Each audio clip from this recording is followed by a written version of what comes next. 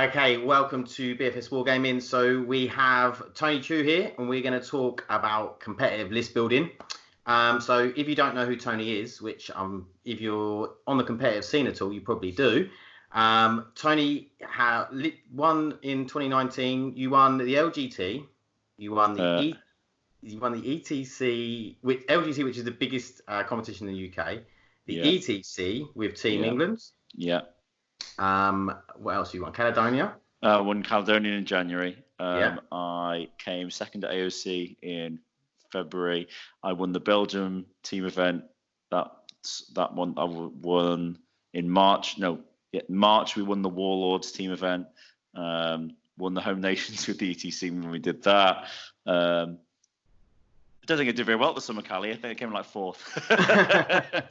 But you've got a pretty good record, especially over the last year. That's without all the previous before that. So we could say that Tony definitely knows what he's talking about. So first off, I think if we start with so you started the year playing Eldar, is that right? Yeah, well, that might be why my results are so good for a year, because so about kind of October, November time last year, and I played this is 2018, and I'd played the Knights at the ETC the previous summer, and we'd done as a team, we'd done okay, but I'd taken the Knights because it was a win big or lose big list in a team event. So I said, well, I've been lots of times, we had lots of new players, and I thought if I get no points, it's okay, I can take that on the chin and be fine. Whereas if you don't get that on a new player, it can be hard, and the week when they want to achieve. But I wanted a completely different list, and so I'd seen one of the Irish players playing 9 Eldar planes. It was 3 Exarchs, 3 Hunters, 3 Hemlocks, and then 5 characters or 4 characters even. And that was his list. And it was one of those ones that when we saw a list submission, because you get to see the Packer list before, we were like, oh, that list is stupid. And then we got to play Ireland first round, and everybody's like, yeah, that list is terrible for me. I don't want to play it. So I just spent weeks then going, right, well, can I make this work? Is there something I can do? And eventually I managed to squeeze in a battalion and a couple of characters and get some Dark Eldar for a Vect. And it just all came together beautifully for that first Caledonia. And that was, I spent a good 6 weeks tweaking and practicing that list. So did you run the same list Caledonia as you did at the LGT? No, that was a massive change that went through the year. So from the January, by the time we got to September for LGT, I think I'd been about 7 or 8 different versions of that list. And because it was ITC and the terrain and the mission pack, by the time I got to that, like my ETC, the list the month before had been 9 planes, but it had Eldar Void Raven bombers for heavy infantry, Razor Wings for anti-infantry, mixed Eldar to handle everything else with Doom and Jinx and Guide, and then a Guardian bomb on top of the Rangers for scoring. By the time I got to LGT, I just decided that the terrain and the pack there meant I just wanted to just shoot people off the table, because that was the pack. And if you would go first, there was no Cs. So you could just do ridiculous things at deployment, like your Farseer and your Warlock sat on the front ahead of all the planes at the back and just move everything to where you wanted it to be. It was when going first was so big in that pack. Yeah. So I built a list that could still be, hide things in reserve, but I didn't really had a Vect if I needed it, but I didn't have many CPs, didn't have a lot of strategies that were relying on a certain combo that wasn't just my basic powers and my basic units. And that worked really well. I think, interestingly, the LGT, you're saying about going first, I actually went last in all of my games apart from one, and I went 4-1. So it wasn't. So it obviously very much depended on what list you were playing, but I feel like the flyer list, because terrain doesn't matter to flyers, So every other army, if I'm playing them, there's enough. I think there was enough line of sight blocking that it didn't really affect my army too much whether I went second, so I could sort of limit the damage that I was going to take turn 1. Whereas with flyers, they just flew over the terrain, and then you could just absolutely annihilate anything. It was purely the LG. So for that event and the LGT pack, because it was those missions and that fixed map everywhere. I mean, if you looked at my list the year before LGT, it was actually really similar. It was, but it had Autox on bikes with Reaper launchers, and it had 3 Ravagers, and I had 5 planes that time, but I had the full Doom Jinx combo when it could work on Dark Eldar. So, and Custodes were the big thing. So it was an anti-Custodes list. But that year I was like, the way that LGT works with these little L's in the corners is that even because partly because it's planes and the height of the models, but there's just sight lines right down the table. Yeah. There are line of sight blockers. So if you're static in most deployments with your say all big guns or Imperial Guard artillery, you can't actually move to get fire lanes, but the planes can just shift and they can just remove any line of sight blocking. And I felt like in every game, I never struggled to get in the fire lines. Ironically, I think I went first twice at my games at LGT. One of the games I went second was against Orcs, and it was Tom Douche, and he had the full Met gun spam, but he got to go first, picked it, and because it was I played him in quarters, I could hide all of my planes behind these ruins, and he couldn't shoot me first turn, and he's like, screwed this up. And then he hadn't deployed to get a weird boy to jump his big shot attack gun, didn't get him in range, and I was like, cool, so you went first and I didn't take any firepower. I was like, amazing. Huge. Yeah. That was massive in that game. Yeah, because it was a second going second, getting the big jump. I mean, because ITC wants you to go second for clearing things off objectives and seeing how many things you need to kill. It is a big advantage. So I did want to be able to go second, but that particular event with its fixed terrain, I'd like to see it expand to maybe a couple of maps, because it's a bit more of a thinking man's. They said this year they're going to be doing 3 different, so they're going to have like a heavy, a medium, and a light terrain. So we'll see what that consists of in terms of how different the maps are. Because the LVO have got like 6 different styles of that, I think, for the top 100 tables. Yeah. So. Oh, now I really liked theirs, but I wonder, having seen some of the players who were there, put some videos up actually, how light is it? How thick is it really going to be? We'll have to see. Because some of the tables, like Kyle Grundy from Leeds Battle Bunker Guys was putting a video up earlier, and looks a bit sparse in some places. So, I'm not there. I've not been. That might not be too good for Manny if there's not enough cover for all of his out of line of sight artillery. Well, but then there's no cover for you to hide in, is it? It's just a shooting ground. So I don't think Manny cares for that list. But no. Dirty boy. So, why the change? So obviously you won the LGT, then coming up to Caledonia you changed your list from the Eldar flyers, and so if we go through, so basically your list for the LGT was it 8 flyers?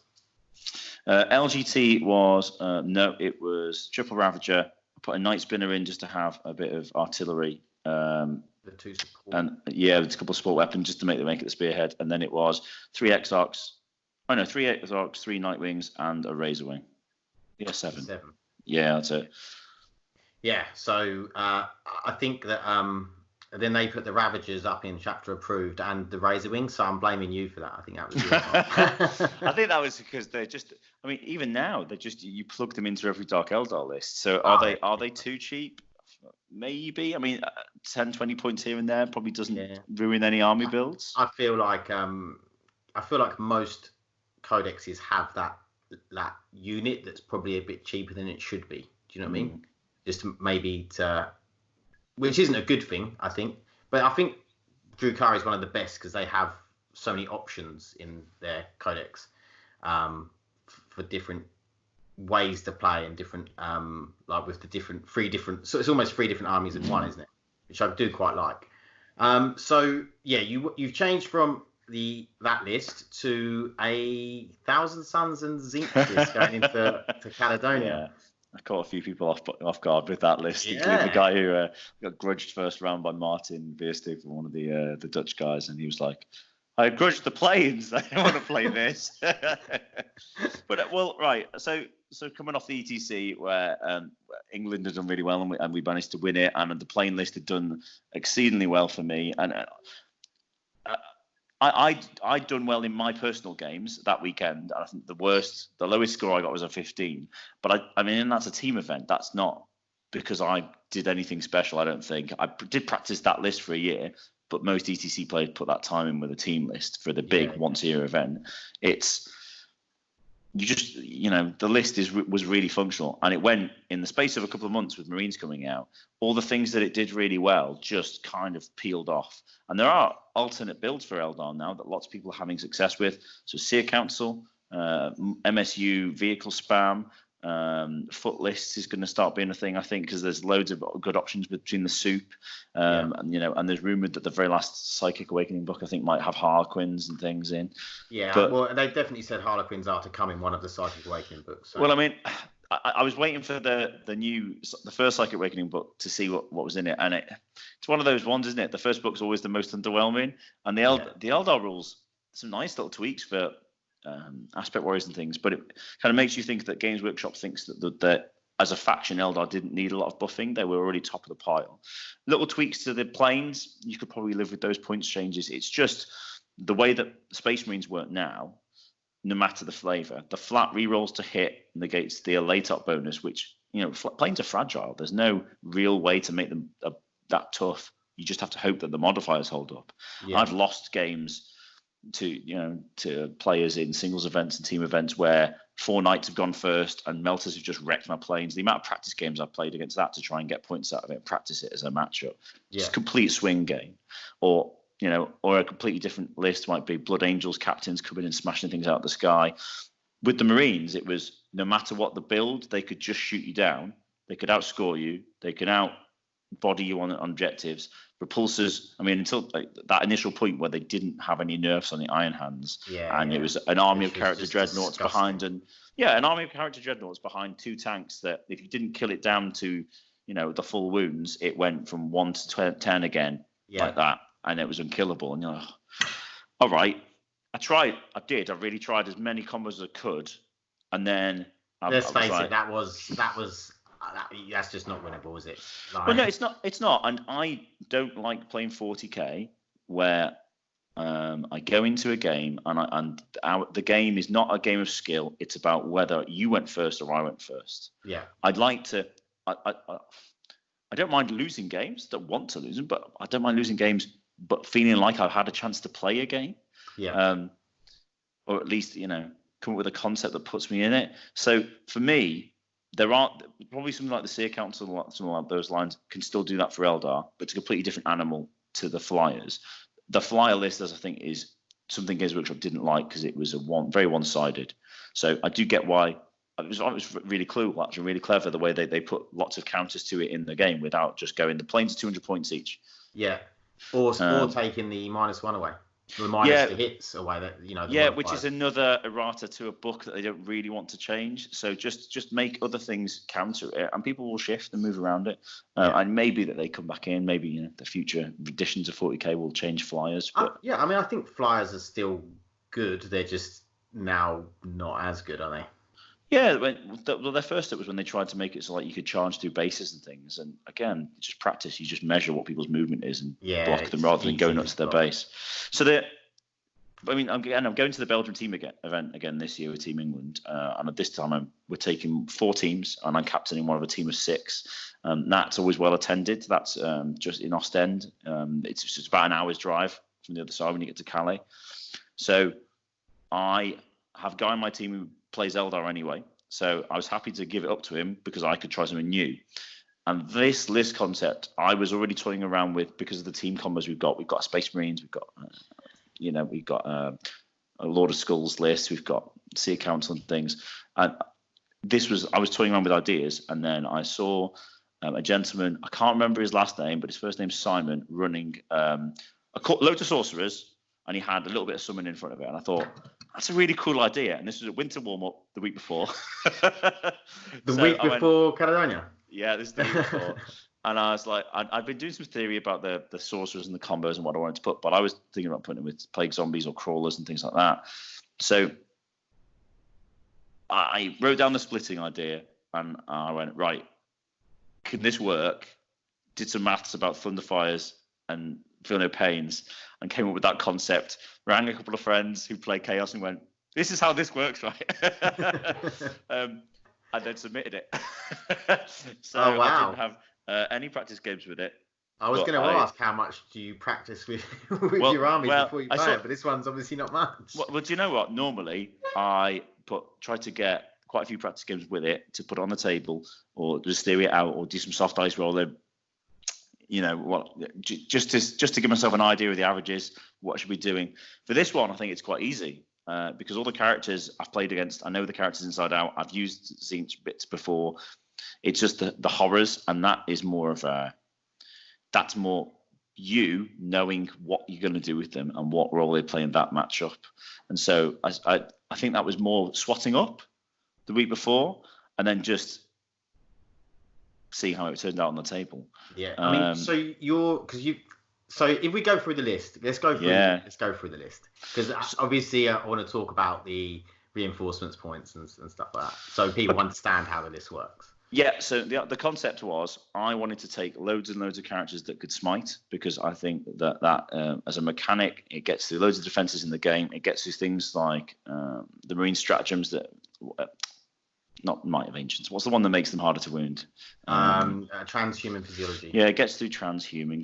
Through duty eternal for the dreadnoughts. Yeah, so it gets through that. Gets through invulnerable saves. Gets through 2+ save sanguinary guard. Gets through bodies of orcs. It doesn't matter what it is. You can smite it away.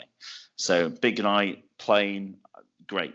So I wanted as many Thousand Suns characters so that I could cast it on 5s reliably. And the way that I split my powers was that I had 6,000 Suns characters, and everybody could smite and have another damage dealing power. So that was my first protocol, and I tried to get there's Ahriman, Terminator Sorcerer, a Demon Prince with +1. The Terminator gets it on his +1 on his first cast. The Demon Prince is a Warlord. Ahriman gets it because he's a boss. And then you've got 2 more Demon Princes because I think even at 195 points, they've got a 4+ invuln that can be a 3+, and they can be -1 to hit, and they're your damage dealers, and you need to have something hard hitting. And then on top of that, it's what I could put in with the other. There's quite a few points really. It was kind of 800-900 points at that point, and you're thinking, right, I want screen. And where it'd been before I went to summoning and to the Tzeentch demons, any screen you could put in 200 plague zombies, but they'd get removed by a Space Marine army in 2 or 3 turns. They're super slow. They can't fight in combat. They can't reposition. They can't deep strike. They're just so the army is locked. But the army can only go as far forward as its screens can. Or characters. So I wanted a screen that I could deliver where I wanted it to, redeploy where I wanted it to, that I could remove if I didn't want it to be in this place, or you know what I mean, because I let it die to morale, and that I could replenish, I suppose. So that's how we got around to the summoning, and I went for Changeling for 100 points, Be'lakor for 200 points, and then it was 1 Demon Prince and 2 Exalted Sorcerers in the second Supreme Command for the Thousand Suns, because I had a Tzeentch Demon Prince in the Demons Battalion, along with 3 units of Horrors, but it's 2 units of 5 pinks and 5 blues, and 1 unit of 10 brims. And then finally 8 Flamers. Yes, the Tzeentch Flamers, they were in there as well, aren't they? Well, they're a good shooting unit, and they're a good screen that flies, and they can shoot the pistols in combat if you get something that locks you in combat, because there's things that do that now. My plan was to deep strike them and use them to flame things off, or to catch people out, or to be a screen that I could throw forward. So that was how I put the list together. Loads of smites, good combat characters. Be'lakor is for me, he's 200 points, but he's 5 points more than a Tzeentch Prince, but he's a real boss with a -5 Ren 3 damage sword. That's going to kill characters. So is that the reason you took him, because of the characters, knights, centurions, primaris that feel no pain? I mean, also flyers. Well, again, flyers is particularly good because you just ignore saves, and Demon Princes struggle the most, I think, when you go Centurions, you're on a 4+ save from 8 wounds, and they pass over half, and you're like, oh, I've killed a Centurion. Yeah. Great. And then you just get minced. Be'lakor doesn't do that. Be'lakor removes half a unit, a third, the unit, easy. But Sanguinary Guard as well, because they're all over the place with Feel No Pain. That's the thing. Yeah. So just to be able to remove those really quickly was the theory behind him, and he was good that weekend. It's funny because Tom, while Raoul was talking to me about Be'lakor, he literally bought Be'lakor after chapter approved, and he'd like painting them up and stuff. And then when he saw your list, he goes, "I told you Bellacore was good." Well, I wanted a fourth prince. That was it, and I'd moved one prince into the Demons Battalion because there were some stratagems and play I wanted to use there, which meant I was one less smite. So I wanted somebody else that could be combat, and he's just good. Yeah, handy. Yeah, another character you can throw out. Nice, and it's nice to see him because I mean he wasn't getting played. Obviously, that's why they brought his points down. I should imagine. It's nice to see him in some lists and stuff. So how many points did you have in reinforcement? So I left myself 269. Right. So if you start with those units of horrors, the pink and blue ones, if you split them out, the 5 pinks give you 10 more blues, and the 15 blues give you 15 brims. So you need 50 points for the blues, and you need 45 points. So it's 95 points to completely split out from 10 to 35 models in that big unit.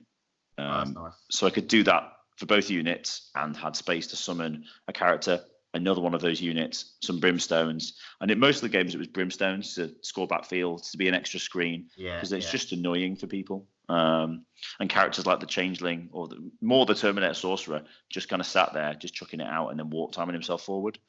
So that worked really well. Yeah, no, it's really, really good. I loved how different the list was. When I saw it, I was like, I wasn't expecting that, and he's won it. He's won Caledonia with this list. I'm right.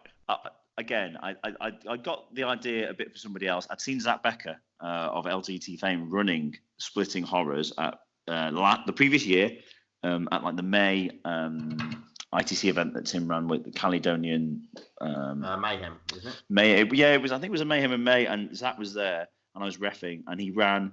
I think it was that event. He ran so many horrors. I think he had 700 or 800 points of an army, but then 1,200 points of horrors. Oh wow! I think he might be at LGT running something similar, if I'm honest. Sorry, LGT, LVO running something similar, and you can't just remove it, and you can't kill the things you want to, and it stops you. Makes your opponent misplay because then they expect you line your army up and you expect this unit to kill that one, this unit to kill that one, and me to do this, and then you just move on. But if that unit doesn't disappear and that chain gets broken, it completely screws with you. And again, things coming back to it, Triple Thunderfire, such a plug-in for anybody who's running Space Marines. Blood Angels or just Imperial Fists or Raven Guard even, just plug in that Imperial Fist artillery battery with the reroll 1s to wound and hitting on 2s. That's actually not that scary with all the horrors. You can just take it. And do you know what I mean? You're negating that whole fire. And also, if they're shooting somewhere and they think that you're going to split them, you might not split them there, and then you split them somewhere else. So you've got that versatility then to do the unexpected as well. Yeah, I mean, like when I was playing Tom Higginbottom with his Orcs, and he threw a big unit of 40 with Warpath into a unit, and I went, they're just dead. Just remove them. But he hadn't multi-charged. He thought that I wanted to keep the screen, that I'd invested the points splitting already in the shooting phase. So he's like, but you wasted like 90 points splitting. I'm like, yeah, but then I suckered in a charge so I could kill the unit off. That seemed like a good trade for me. So yeah, that worked really well actually. It takes a bit of practice. Actually, I was pleased that I played Matt Robertson's second game, who was like, yeah, you want to summon that because he plays loads of chaos. But that, I mean, that's I thought was my faux pas because I hadn't done enough practice with it. Yeah, and I mean, I think that that's like one of the things I was going to speak to you. Obviously, you've been playing 40k for a few years now. How long have you actually been playing 40k for? I played 40k from the age of 7 to the age of 16, 17. Obviously discovered girls and then went off that for a few years, and then I picked it up again kind of as I was doing my teacher training, kind of 21, 22, and I started going to the Games Workshop in Liverpool and a group of guys who were actually quite competitive. Went to the Warhammer World GTs back when they were the proper heats and knockout, and do you know what I mean? That was the big tournaments. And then I moved down to Essex. At 40k Gaming in Essex was in Colchester, which is where I play. Yeah, well, that's it. So that's where I suppose where our stories cross paths in the first place, because that really got me into competitive 40k. Because I liked 40k. I wanted somewhere to play. There wasn't anything in Chelmsford where I was living, so I went over to Colchester, and I never really looked back from there. And I've just gone to more and more events. Yeah. So what was that? Let's see. Apparently, really, you and Phil Elliott had a bit of a rivalry, didn't you? Andy at 40k Gaming was telling me it was a bit who would win Ultimate Commander out of the two, and well, this is 10, 11 years ago now. It's but that's because I came down. And I think Phil was the guy who everybody wanted to beat, and he was the guy who was at the cutting edge with his chaos list. And I came up with a Space Wolf list I used the Space Wolf MSU gun line at that time that nobody was using. So it was cool. It was two people that used different lists, but that's what you need sometimes. You need a group of guys who you always want to beat each other. Yeah. One or two of you can be a struggle, but there's a group of you. It makes going to the events fun. It makes the playtesting fun. It makes the whole thing enjoyable.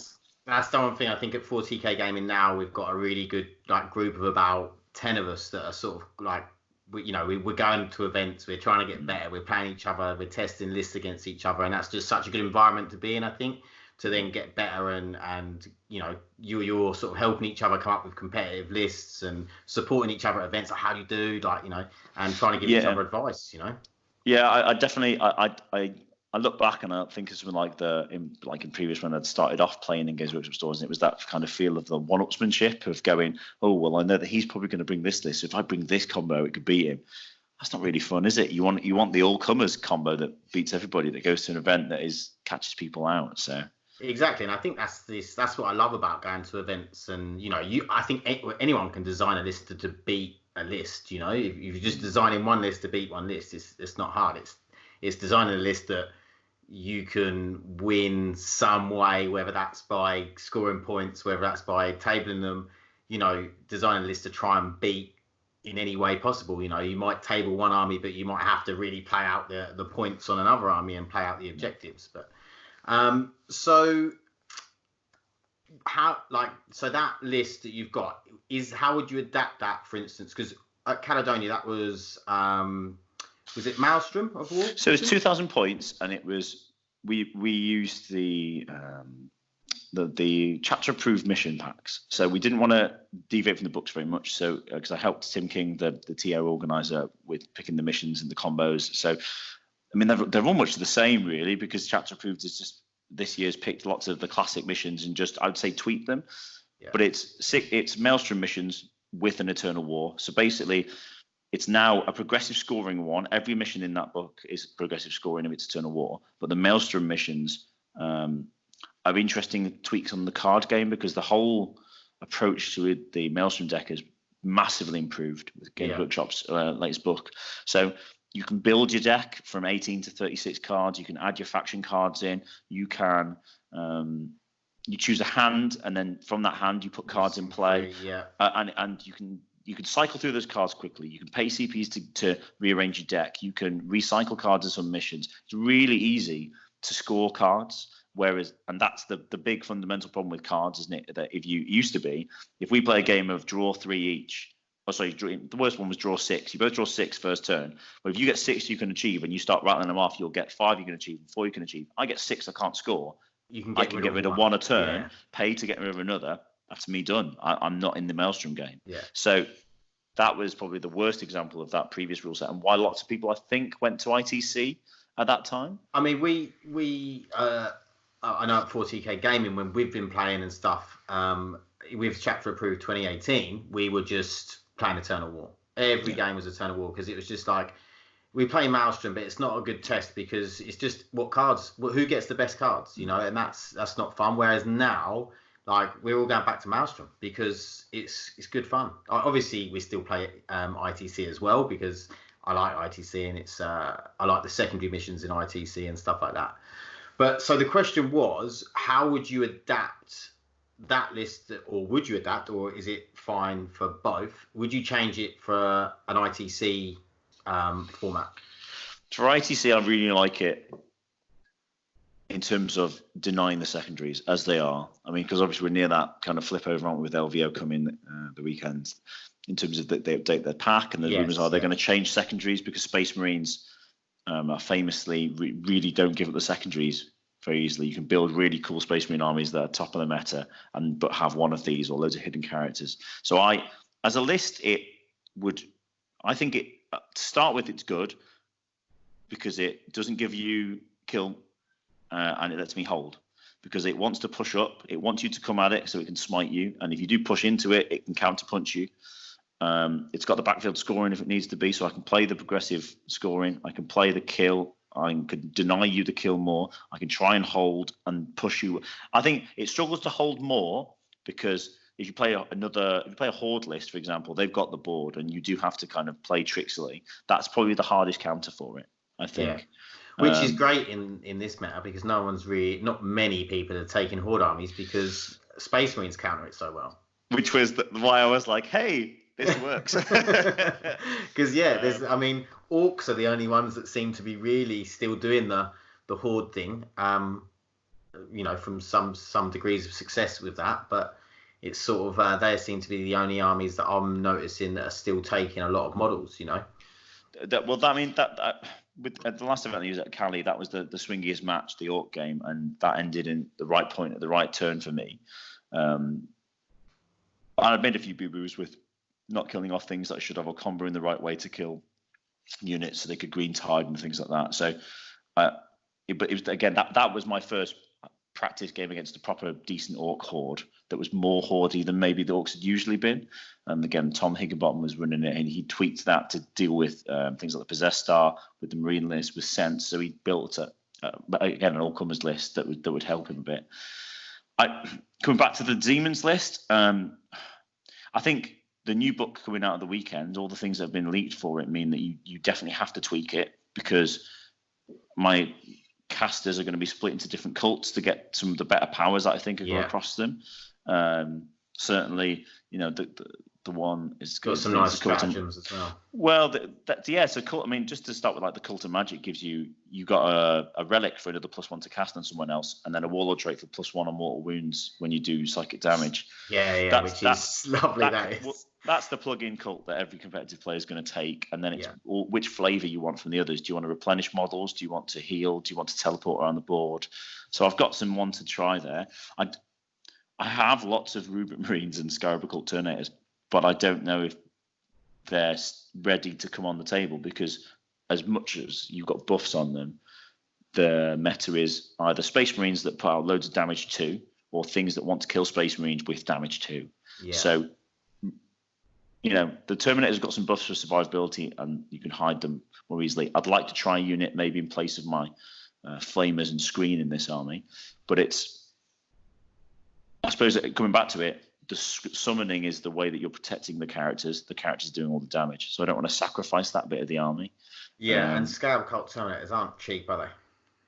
If you're going to take enough to really make an impact, I mean, you're going to want to take 10 really, which is what 300 and 300 points. If you do the maths, I think the bolters work out better in most because they get to fire to 4 shots at 24 now because they get their bolter discipline. That they work out mathematically better. So you take the missile racks because they're just extra strength 8 shots with D3 damage. So about 364 for 10. Yeah. But if it's 364 for 10, but you can bring models back from the dead, or you can teleport them around the board, they've got more play. And you can give them +1 invuln for a 1 CP strat, where before it was a spell or nothing. So there are options. There's a couple of ways of teleporting as well with like Dark Matter Crystal, and now you've got the new psychic power, so you can just be it's quite nice. And then you've got Vets the Long War to play on them and all those other good things to make they can shoot twice now.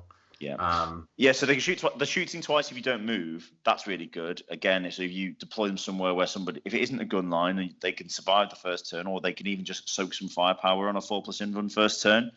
You could play cleverly with them. I think the Flamers will come out of the list for me because whilst they were a good fly screen, they didn't actually die that much. But my problem was people would remove things from smites, which obviously comes before in the psychic phase, so that the Flamers with a 12-inch range weren't actually getting the benefits. Or and because the way the army deployed, I didn't actually deep strike them very much because my CPs were so light, because I wanted those CPs for things like warp surge, for passing morale, for that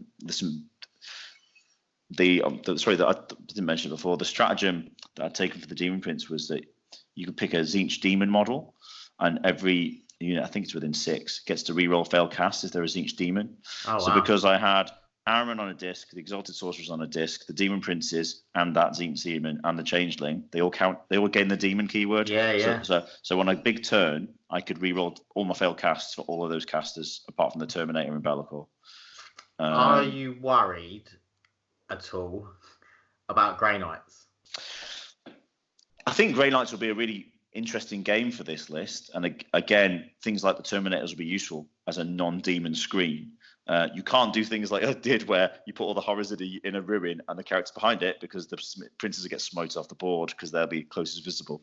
Yeah. But my interesting one would be, do Grey Knights have enough play to kind of play everything else in the meta? Yeah, this is the thing, isn't it? Yeah, because you might not ever have to come up against them, because it's only the luck of that first one or first couple of games if you get drawn up against them. Well, I think from the rumours I've seen, I've got a big Grey Knight force, ironically, and they've got some really good buffs, and they needed something, and it makes them playable and gives them some cool combos. Is it enough though to play the Space Marine Menace? Is it enough to give them wins against the artillery spam and things like that, or flyers? I don't know. Again, it's a turn 2 Alpha Strike, isn't it? It's a beta strike, really. So they have to still stand there for 2 turns potentially, soaking it all up. Yeah, and I don't think it's going to be, I'm on the Grey Knight page, so I've got some Grey Knights, and I don't know, there's some nice things you can do, and you can, you've got some nice damage 2 weaponry now, and with the Psi ammo and the Psi bolt, and then you've got the damage 2 smite now, or damage 4 against demons. Yeah. But I'm not sure, and especially with yours actually is perfect because you can split them. You can keep splitting that screen from the mortal wound. So I mean, that army the damage 4 smites will fly through my screen really quickly. Like you probably, but then it's how much are you dropping and how much are you deploying? How much are you able to put across the table? Are you taking 30 interceptors and just boosting to kill screens? Do you know what I mean? Yeah. That's a whole different metagame, that one, and I do look forward to playing it. Yeah, and to be honest, like you say, it's like if a Grey Knight was building an army to take on that list, then yeah, it would probably be fine. But they're not. They're going to be building armies to take on Space Marines. So, that's the thing. Like you say. So if we talk about building lists, just picking your brain here, Tony, building lists in general, like where do you start?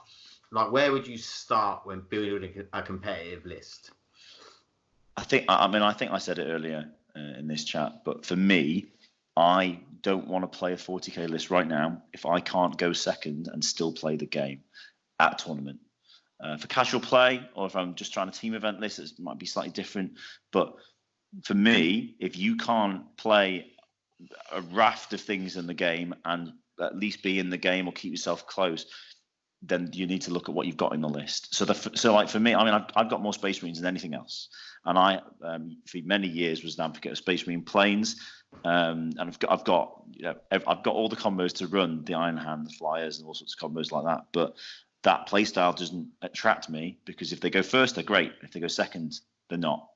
Yeah, and that it's too black or white. So for me, you need an army that is tough and survivable, and you have to look at what is your play going to be in the games where you go second against a gun line. What's the play going to be in a game you go second against a combat army that will jump at you, whether it's a Raven Guard or a Blood Angels? Just don't have an answer for every single book, but have an answer for the general tactics that are in the game. Yeah. So those are the 2 starting points, really. Don't lose because you went second, and then on top of that, general meta trends. Can I have a plan, a rough idea that might not survive contact with the enemy? It might be a GC Occult player catches you out, or you leave a gap for a Smash Captain to come in. That happens. That's 40k. But I don't mind losing to those. It's because I didn't see it coming, or I knew it was there and I went, well, I need to go first. That just doesn't attract me, really. Yeah. That makes sense? It does complete sense. Yeah, I mean, we just talked about leaving a gap. I was playing a Deathwatch and Blood Angels list Tuesday night, actually, and I completely don't know why. I knew about it, but I completely forgot about On Wings of Fire, where the strategy when they move behind space. So I'd deployed, knowing that he was going to be able to come in turn 2, completely forgot about the turn 1 moving. So he could shoot one of my war suits, and I was like, that's fine, like, you know, with a couple of las cannons, and I was like, that's fine. And then I thought I can move up, screen out, and it will be fine for the turn 2. And then he come in and killed like about 350 points with one Smash Captain.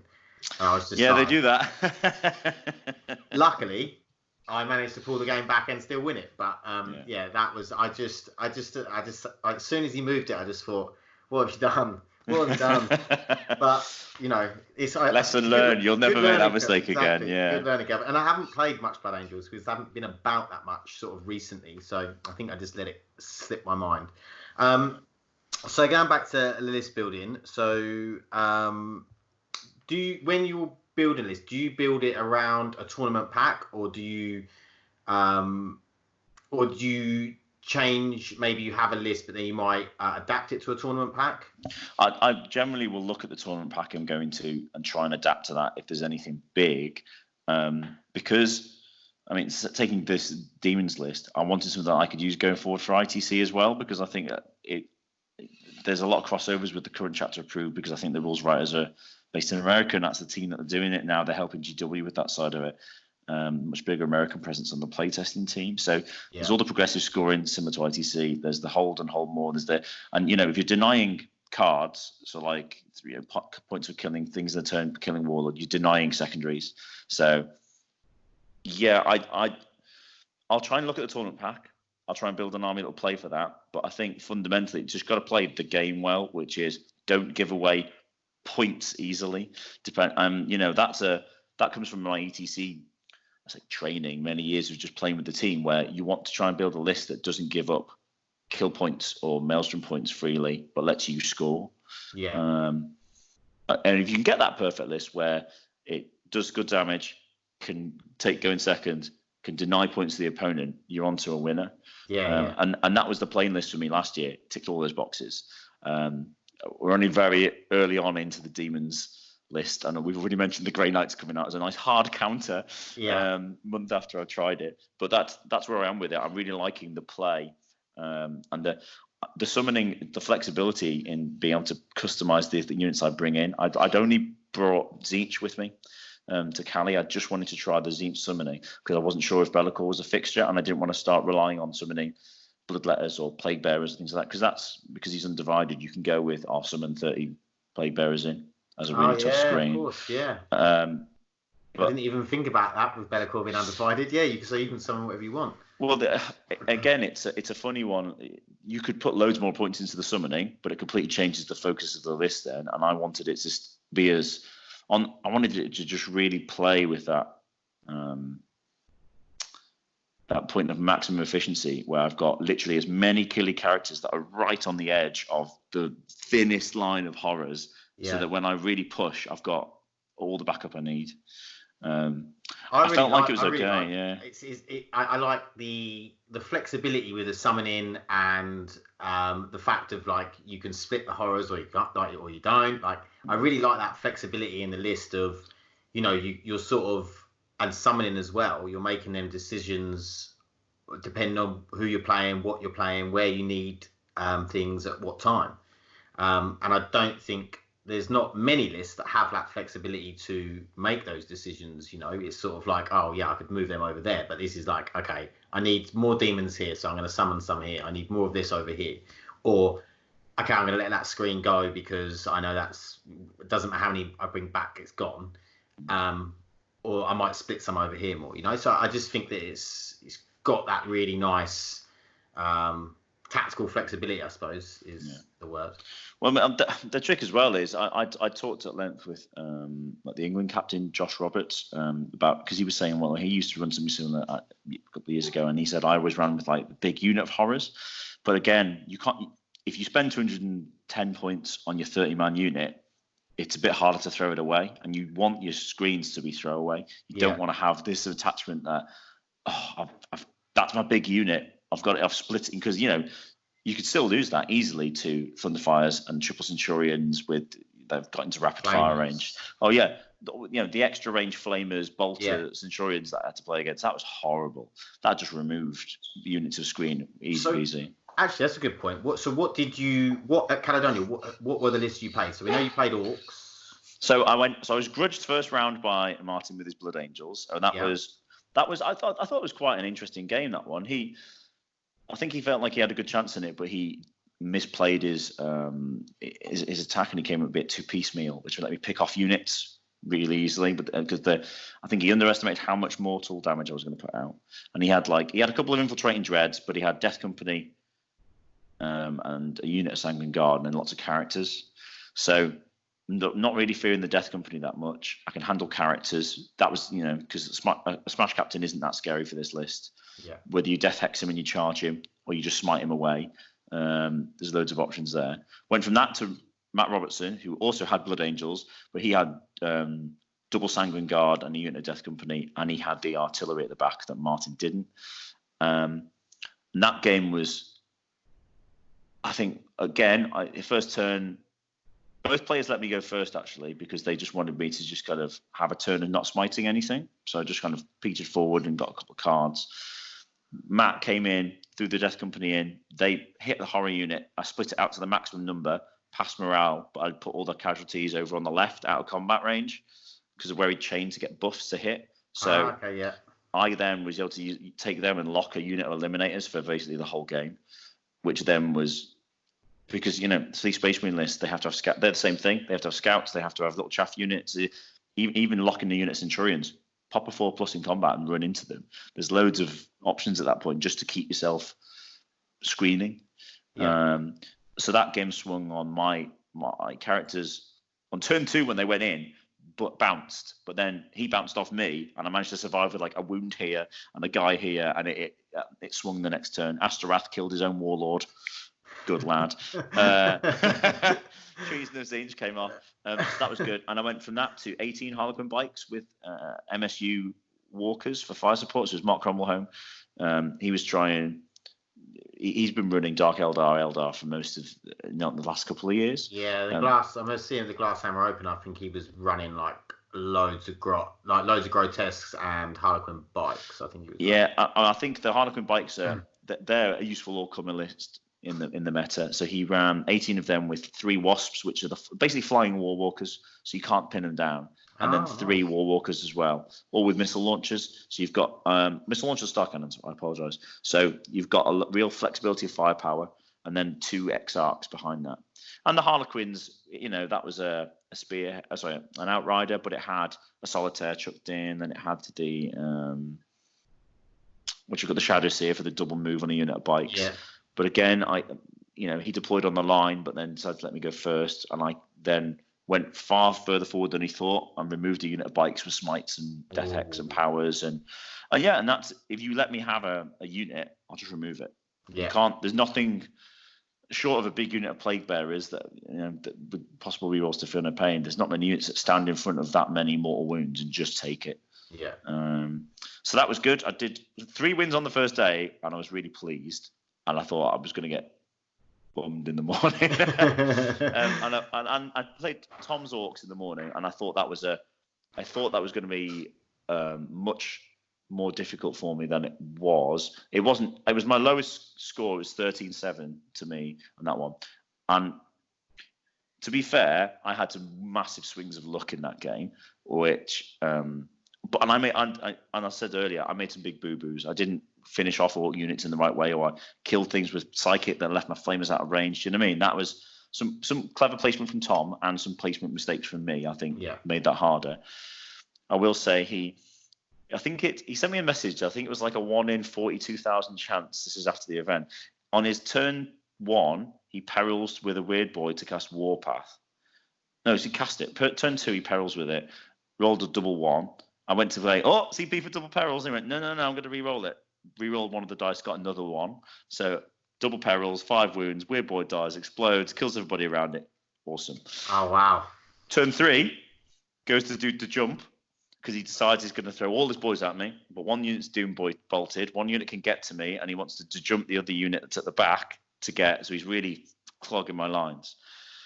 Double 1 on the perils with the jump, re-rolls it, gets another one, and before I've even spent the CP, his dice has been like launched across the game. So that's like, that literally is like a 1 in 42,000 chance that he's going to get 2 double ones with ones on the rerolls that I can then go, hey, no more psychers. That really massively swung that game. I don't know if I'd have got through all the boys as quickly or in the right way, because the way it worked out then, with no flexibility on speed, I could Doombolt one, choose how I engage the other one, hide from the cannons, and just kind of outscore to the end of the game. And stopping, an orc list without the jump. Once you take the jump away from them, it's just their biggest. It's like their biggest trick. Just that and Green's Hide is and orcs are really hard actually, because when you got the reason they're hard is because it's a it's a variable damage army. So yes, you can put out 9 characters with smites can put out averaging 18 wounds, but I could be pushing into the mid 20s. I could be literally on 9 wounds, and you're like, there's no way to prepare for that. You just got to go, right, I want to smite this unit, so everything smites it. And you have to just be really strict with that's where all the powers are going, and hope that the averages go your way.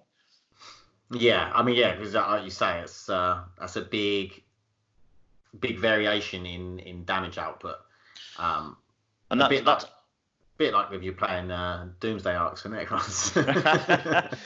Well, fair play if you're playing Doomsday Arcs and Necrons at the current meta, you are a superstar.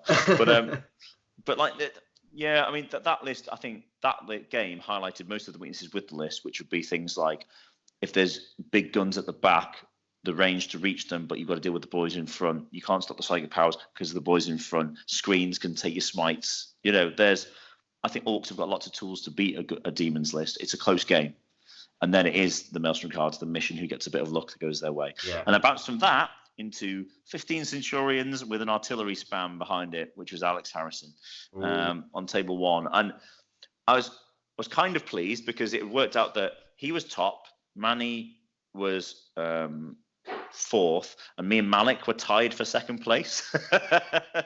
But I think it was on tiebreakers, mine put me into 2nd. And he went to 3rd. So Malik got to play Manny on table 2, and I got to play Alex on table 1.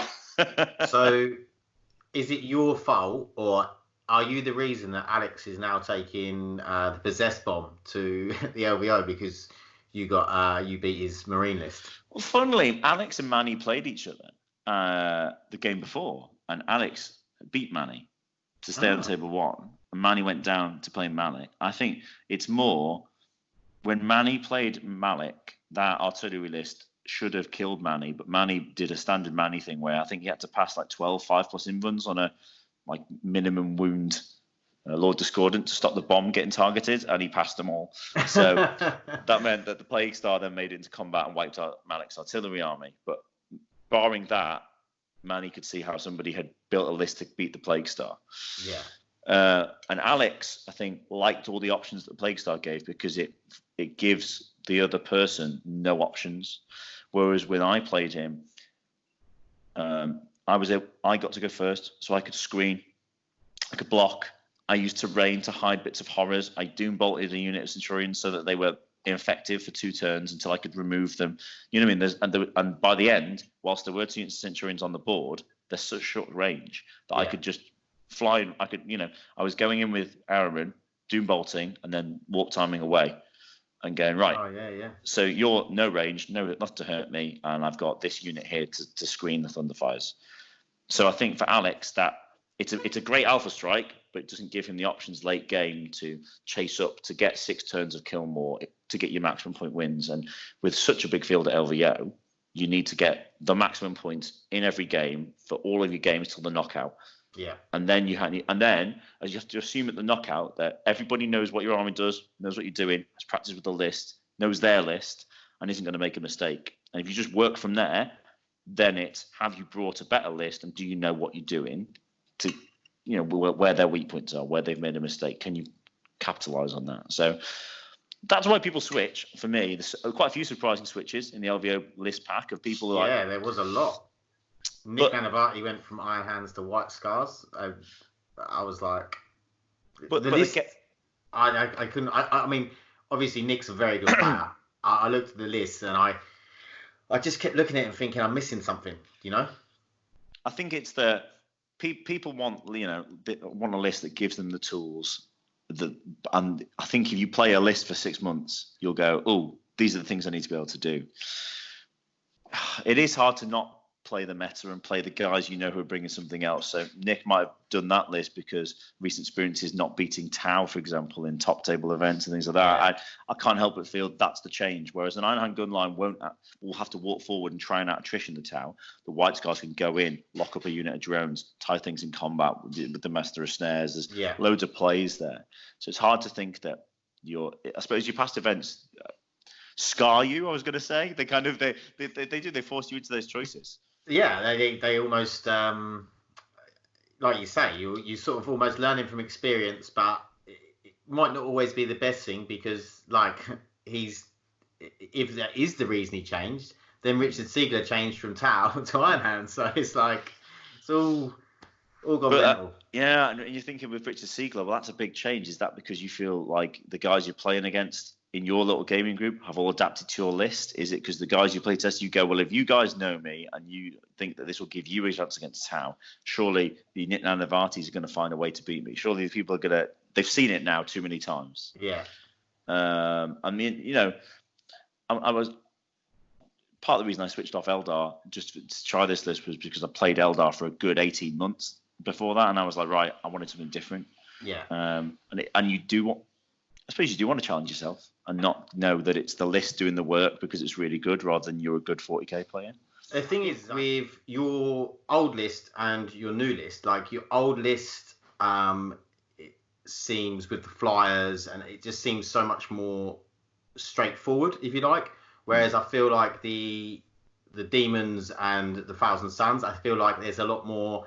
It's a lot more tricksy, if you like. There's a lot more tricks that you can do. Like you're saying, jumping Arrowman over, putting Doombolt, jumping back behind the screen, things like that, things where you've really got to think about how to play the army. You've got to think about what to do, It's not a straightforward Iron Hands list where you just, like you say, walk up, attrition, just shoot. If you can shoot more and survive, I think it's a cool list to play, So it's if you can play it, because it's not a straightforward list, Oh, yeah, I feel like you've got to be a good player to get somewhere with a list like that. You do need some luck in any event to win 5 games at a big event. You need the luck to go your way, and I'm sure I've mentioned a few things now where the luck went my way. Cali with it, but I do like tricksy lists. I like things that give me options in games or that let me play the game. I did try in previous couple of events, mixed mech, MSU. It's nice. It does a good job, but there aren't any tricks in that. Like those Eldar lists literally just deploy and rely on the crafters rerolls and the efficiency to get them through the game. And they're just walking at you. And, I suppose it doesn't take any... If your opponent can just see what you're going to do for 6 turns at deployment, how are you going to catch them out? How are you going to pressure them that isn't just shooting? And it's a bit like Tau. Tau is their biggest, or the meta list for Tau is their biggest trick is the drones, isn't it? It's now drones are the trick, but Tau. I've seen people do things with Tau like move a Riptide forward and then boost it and then assault with it and stuff like that. The vector retros and things like that with the commanders to catch people out, the cold stars that people still forget about, even though that's the thing that's been cool in the book. I think Tau's got some plays on top of the fact that if you want to play your ITC secondaries, you just deny everything. Yeah, definitely. And I think there's a lot of things in there you can do. Even like, I think it was Brian Pullen and they were talking about the fact that they use their drones to go and cap things and that it's not all about just sitting there in this castle. And there are things you can do that. And I think that's the difference between your average player playing Tau and a good player playing Tau, because the good player playing Tau will do stuff like that you're not expecting and things like that, rather than just sit in this bubble and just, keep shooting me. And although I'm still annoyed that Riptides get a free up invuln in combat, I just don't. They shouldn't have it in combat. It's so hard to get in combat with them. They should not have an invuln in combat. You should just get there and they drop their shield, eh? Yeah, exactly. Shift right. Yeah, I think it's just they shouldn't have that good a tech. So if we sort of finish this up, because obviously I know we've been talking for about an hour now. So what would... So we've talked about the fact of either looking at your list, when you're building a list, you're looking at, can it cope with, that much shooting? Is it durable enough to cope with that much shooting? Can you cope with a sort of really combat-y Alpha Strike raid? We'll use Raven Guard because at the moment that's the sort of meta list is the Alpha Strike Centurions with Raven Guard. Having a look at the tournament packs, or whether you're building for ITC, ETC, or just Maelstrom of War. Those are three of the big things you would say about like starting to build a competitive list. Are there any other tips you would put out there for people when they're building a list? Or do you think it's so depending on what faction you're choosing that... No, I mean, two things I do. I before I even write a list, I read the codex. And that's really stupid. I don't read all the fluff and the bits in the background. I read those. Read that for fun, I suppose. But I read all the strats, and I do the maths on each of the units, and I really do look at every entry to go, is that any good? Is the Zenith Spawn actually good for 20 points to be able to chuck into a ruin? Is that better than a flamer in terms of, do you know what I mean? Yeah. Things like that. I really do go through everything in a book.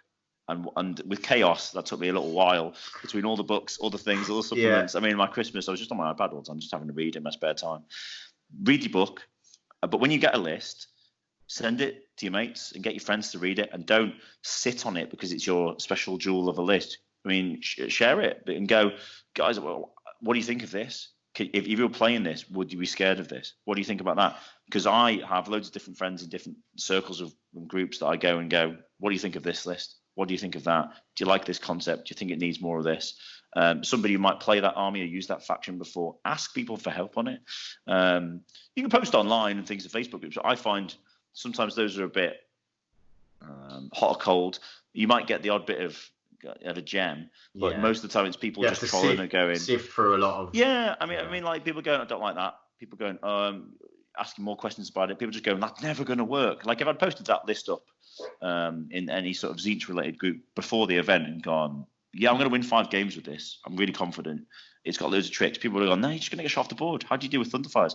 I mean, I posted the list in some groups and after the event, and people were going, how did you deal with Thunderfires? He must have had an easy run.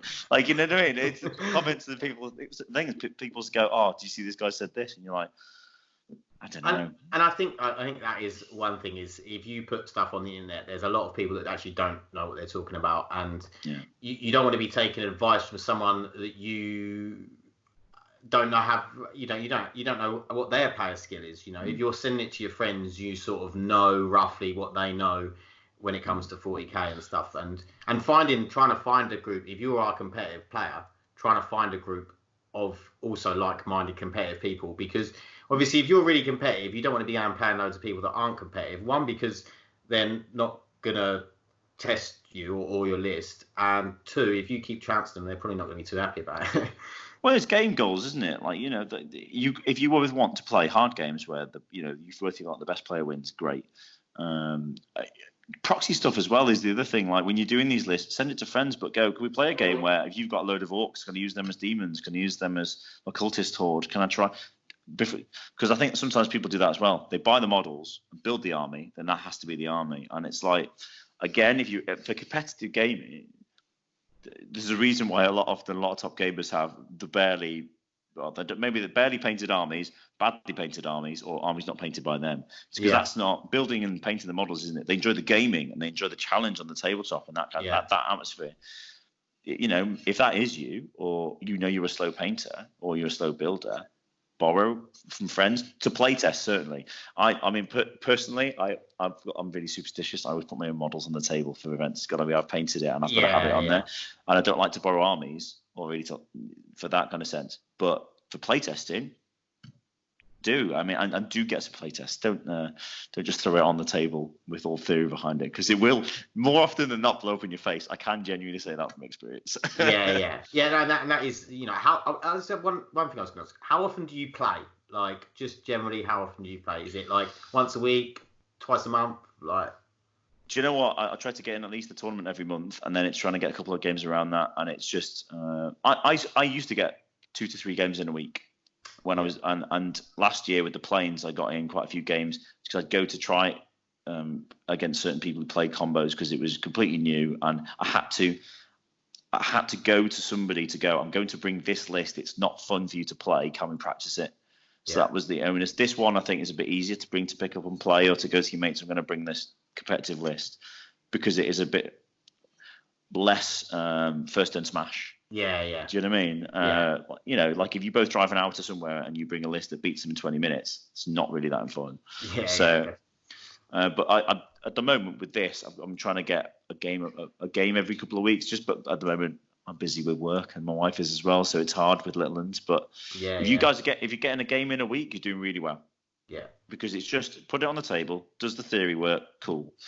And then would you say, like, sort of once you've got that core of something that you think's good, then keep playing it and keep bringing in other units, trying different things. And swap them out. So I'm probably not going to go back to that original version with the Flamers. I'm going to try the new book with new units and try it and see it. Maybe I'll come back and go, the Flamers are the best things I ever used. Yeah. But I think there's other options, and I've mentioned the Terminators, the Rubric units you can infiltrate. Other demon options you can put in there that, you know, Bloodletter Bombs, for example, that give you a nice combat threat. The Zangors, if you wanted to go double battalion. For me, there's loads of things I could tweak. It's just putting it on the table and finding out, really. A nice trick with them rubrics as well, because you can infiltrate them, and then if you don't get first turn or you get seized on, you can then move them back, can't you? Because there's a D3. Well, you need units. the strats, you need the CPs for that, and at the moment I'm too light, you see. So this is it. So and that's another where maybe the list concept has to change. Where you go, originally it was maximum threats with minimum screen, but if you want to put more tactical options in, you need the points and the CPs to play around with it. So it changes the focus a little bit. So do you sort of not worry about CP when building a list, and then if you think I need more CP, then you adapt the list to get more CP? You have to look at, so in this list, the characters don't really need CPs. There's some tweaks and things, rerolls and you can do, but like, you know, powers like Gaze of Fate can help you cover that. Yeah. But the CPs are for morale, warp surge, an essential charge or something like that, or a perils that you just can't take. That's where you use the CPs in that. So it can function on low amounts. But other lists like the Eldarcia Council that I've played with, that needs CPs. That needs 2 or 3 battalions to power it up so that every turn it can do its tricks. And you have to be fair with what do I want the list to do, which of the function units. If your army's built around a strat, then make sure you've got the CPs for that strat for as long as possible. Yeah. And that should be the focus of it, really. And coming back to what we were saying before, what should you do in your practice? Once you've got the list, you've got the core of it, play a bad mission, go in second. That's what we do when you're on a lot of team practice events and things like that. I'll go, cool, can we play that again? Or play the first 20 minutes, hour, maybe max, and go, right, what's the game looking like? How many points do you think you're going to get? Have I lost the game? Am I still in the game? Cool, let's restack it, and now you go first. Because if you've got an evening to do that, you can play it to completion, or you might smash the guy for 3 hours because you can see that your army beats his. Swap it over, because if it's practice for an event, it's just that. There's no exactly.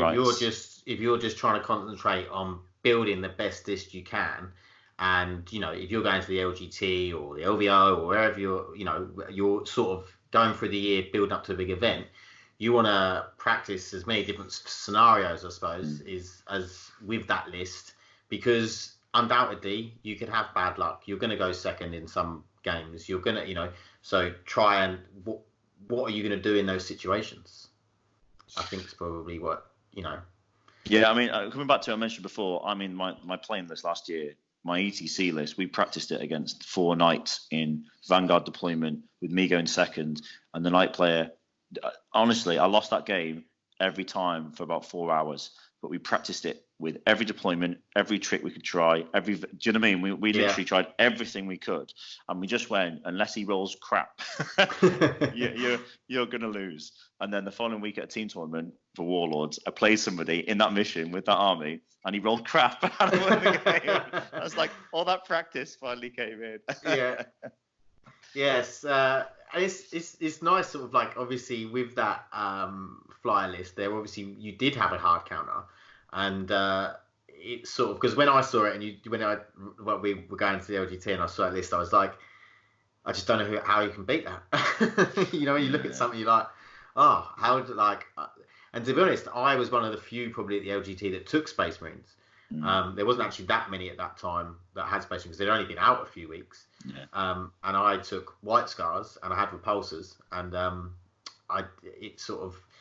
it done all right. I didn't actually come up against any flyers, so I didn't have to deal with Tony, fortunately, in that tournament. But I do hope I get to play you at some point. And maybe one day, if you are down in Essex area, we'll get you on the channel and maybe do a bit of a battle report, and you can that'd be awesome. Show everyone the magic. That's the one. Yeah, that would be really, really cool. But yeah, we'll leave it there. Thank you very much. And I hope everyone watching enjoyed listening to Tony's experiences and just his knowledge in the game. He's obviously been playing for a long time, and he knows what he's talking about. So take the pieces of information that he's given us, and hopefully you can come up with some competitive lists that are as good as Tony's. And maybe you'll see Tony at a tournament and you'll beat him with it, and you'll say, Tony, your advice helped me beat him. Yeah, there's someone tricks out the bag, yeah. But yeah, please like and subscribe, and we'll see you in the next one. Stay lucky.